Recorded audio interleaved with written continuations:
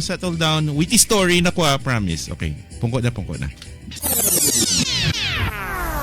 Hey, listen. Once upon a time, there was this young woman.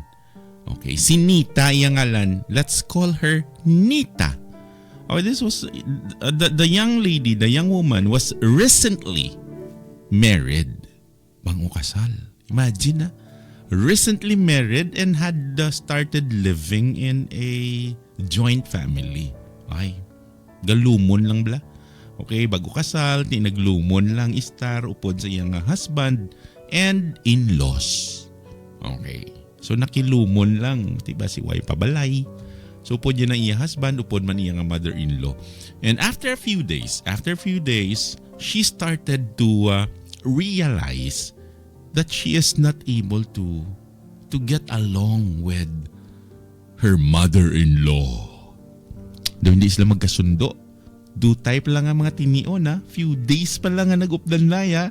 Doon na-realize siya na nga daw hindi kami niya mag-bout nga duwaman. Oh, she's not getting along with her mother-in-law. And ini nga young woman ang ini nga young woman gaagwanta lang pila pa lang ka days.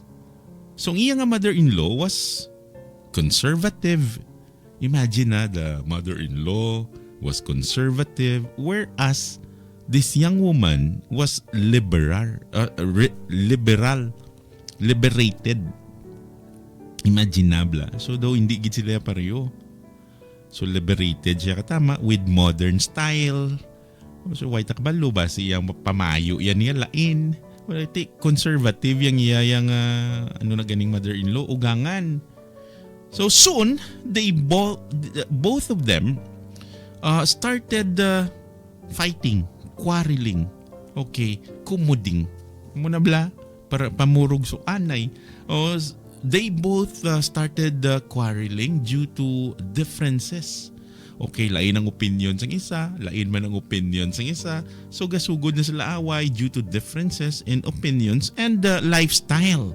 Siyempre may lifestyle man niyang ang mother-in-law. Siya may ara man niya gawi nga iya. Nakilumon ka lang eh. Diba? So lain niyang favorite guro nga music sang isa, lain man niyang music nga like ya, or maybe ang isa ya bi kapatid saya network, ang isa to ya kapamilya network. Okay daw mo na bla, so lain ang ilang lifestyle. Soon, amo na padayon lang gid ang ilang bangigay. So as days and months passed, none of them changed their behavior. Why gid ang gusto magpakumbaba? Puro tanan tigas. Puro gid tigas, wala gid mag isa sa ilang magpakumbaba. So this young woman became very aggressive. Okay. Si Nita, the young woman, very aggressive na sa over the time and started to hate her mother-in-law. Grabe, sukdulan ang galit. Ha? Sukdulan, galapaw na sa langit ang galit. So grabe na gidyahi. She hate her mother-in-law and she started to think about how to get rid of her mother-in-law. Paano ko ni siya dulaon sa kalibutan man? Mga muna lang paminsaron. Paano ko ni siya dulaon, tunawon man? Grabe na nga paminsaron because grabe ng hate niya. So, one time, as usual, when she quarreled with her mother-in-law, maggamo sila, magkamog sila, her husband syempre, expected sa kay sino maapin sa nanay niya eh. Okay, so the husband took his mother's side and syempre this young woman, she became very angry. Nangaking nagid siya kay didto saya nagapati sa iyang nanay. Okay, so syempre galain sa kay ang iyang husband niya nag-apin kay tinanay ato mo. So she became very angry and ang gidimo iya nagpuli isa sa ilabalay. She left to her father's home. Nagpaliwaliwat sa kadto to sa puli sa ilabalay. And then pag-abot ito, the father was there. Ang iyang tatay. So this young woman's father was waiting for her Then nag-istorya sila. It so happen nga iyang tatay, chemist. Okay, chemist ang iyang tatay. And she told him about everything. Sugid, pautwas. She told him about everything. Kung ano kakatabo. Sugid yato tanan-tanan sa iyang tatay. Then, she pleaded with her father to give her something. Something. Ano nang something? A poison. Di kay chemist ang tatay mo niya tay. Dad, tagay ko dablas ang poison la. Kay ilasunin ko ning akon mother-in-law. So that i-mix ko sa iya na pagkaon be. So amo nang plano ya. So nangayo sa sang something poison da be. So she can mix it up and give it to her mother-in-law to get rid of her. Gusto niya madula sa kalibutan. And hindi siya magpuli to kung hindi siya paggaan sa iyang tatay sa ginapangayo niya nga poison. So, syempre, the father, ang iyang father, ano rin niya father? Gapaminsar man eh. So the father felt pity. Daw naluoy man sa iyang bata. So felt pity at her and nakita man sa tatay ang iyang situation but told her, okay, if you give poison to your mother-in-law, gin-instructionan sa sang tatay, kung i-poisonon mo manggid sa, you and I will end up in jail. Mapriso ta. Ambal na sa tatay. So gina-explain sa iya, ti kung nilasunin ta na sa, ti mapriso tangan duwa. So it's not the right thing to do. It's not the right thing to do. But, anong ginimo ya? Sang young woman, why siya pamati? Hindi siya mamati sa ginambal sa tatay. Why siya? No mood gid siya to listen and understand sa ginambal sa tatay. That it's not the right thing to do. And finally, her father gave in. Kaya tinatakaan ng tatay na lingan na kay why ga pamati. Nambala sala na gani dahil ni muon tama priso ta. Why siya? Sarado hindi gid siya mamati. Okay, ga insist gid saya nga kinanglan gaan mo gikuya sang poison. And finally, her father gave in. So he told her, okay. So nagsugot ang tatay, sige. Okay, as you wish, but I don't want to see you in jail. Hindi ko gusto mapriso ka. Sige, pasugtan ta ka. So it's not the right thing to do, pero pasugtan ta ka. Okay, so amo na to natabo. So nag-agree na sila nga duwa. So this young woman agreed and her father gindalaan na siya, brought a powder.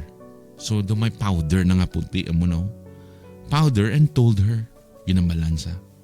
Yat amunimon mo.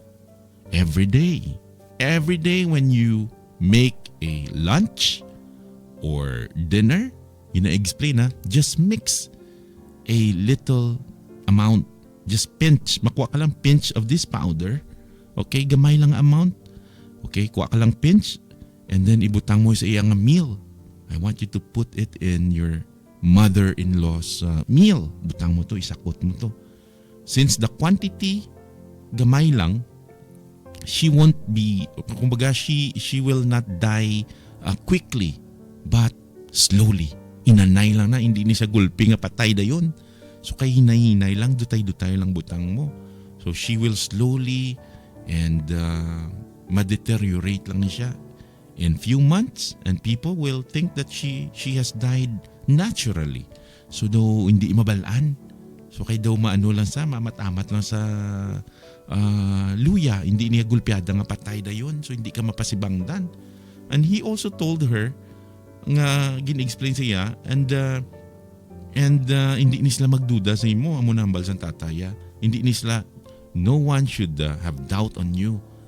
So from today, sugod subong, today onwards, you will not fight sa iya with all your tanan, di ka na makikamog sa iya, and instead you will be very caring towards her. Kay tido ati panon mo sa kay para mabutang mo ni ang powder. Even if she says something which you don't like, you will not be rude. Sige lang, batuna lang, bisan lain ginambal yasoy mo. Sige lang, okay lang kagyapon. You simply be polite only. Okay pa kung baba ka lang. Be polite sa iya. So syempre, the young woman agreed sa iya nga tatay, thinking that she will be free from her mother-in-laws. Nga pakabudlay. So ginapaminsarya kung madula man gid ang mother-in-law ya, ti ma-free na sa away in few months. And syempre, mataway na siya. So amo nang advice ang iyang tatay. So ang natabo, nagpabuot-buot lang to sa, so ginaatipan niya kuno abi, gaan niya to pagkaon. So she started mixing the powder in her mother-in-law's meals. Ginabutangan niya to dutay lang every day and behave very caring and polite. So why siya nagalalis? Kaya ginaatipan niya kuno abi, tapos butangan niya to sang powder to nga poison nga halin sa tataya ang pagkaon. So kung ang iya mother-in-law may ihambal sa iya ganing alain, so why siya gakamog? So daw hipos lang sa, polite lang sa iya. So as time started to pass, so this mother-in-law, ang iyang nature also started to change. Nagama't-amat na lain. Because this young woman was very caring na sa iya. So ang iyang nature towards the young woman do naglain man. Because si Nita, the young woman, very caring na sa iya. Ginapreparan sa sang meals, inabutangan lang to galing siyang daw poison. Okay, so do caring na sa iya. She too started to be affectionate towards her. Doon na namian naman lang sa kay ginaatipan sa ginapakaon sa, way na sa gaslalis, way na sa nagabato. So 5 months na ang nagligad. So the young woman had been mixing the powder. But ang ilang atmosphere sa ilabalay has changed. Doon naglain na. So there were no quarrels, way na away, and both were praising each other while talking to one another and while talking to their friends. So ginadayaw na sa sang mother-in-law ya sa mga friends niya. Kag siya man ginadayaw yaman ang mother-in-law niya kay ti daw nami ng ilang relationship. So they got very attached to each other like mother and daughter. So attached na sila nga duwa. Now, ang ini nga young woman started to get worried, thinking, gapaminsar siya, due to the powder, her mother-in-law may die soon. So nakulbaan na siya, daw hindi na siya nanamian nga madulang mother-in-law niya. So worried na siya kumbaga. So ginimo iya, she ran at her father's home, puli to sa, and told him, niya, Dad, please help me. Give me the antidote to cure the effect of the poison powder you gave me. Ano himuon ko, buligi ko. I don't want to lose my mother-in-law. Hindi ko siya gusto madula. I don't want to lose her. She's just like my mom. Though nanay ko na siya, I love her very much. And then her father, gapamati lang. The father smiled. The father smiled and said, ambal sa tatay, din nga poison. Which poison? Linya, I had simply given you a sweetener or the creamer. Creamer lang to. Din ano nga poison na wakal mo man. So the end. Wow. That's the end of the story. Okay, so imagine na, ginabutangan niya dutay itong pagkaon. Everyday dutay lang, ginacare niya ang mother-in-law niya. Why na siya galalis. So naglain ang ilang pakikitungo sa isa kag isa. Nagnamiay sila nga duwa. So amo to ang story ta. Okay, so nung morals ng story ta. Each person, ikaw, ako, kita tanan, is different, di ba? Sometimes, maybe because ang circumstances, sari taya, or lain na mo background, lain man ako ng background. So this can often lead to many differences, di ba? However, we must try to understand each other and inablang ma-adjust a little to make a healthy relationship with each other. Hindi man tayo palareho, pero let's adjust para mangin healthy relationship ta. Hindi man perfect, pero mangin healthy. Okay?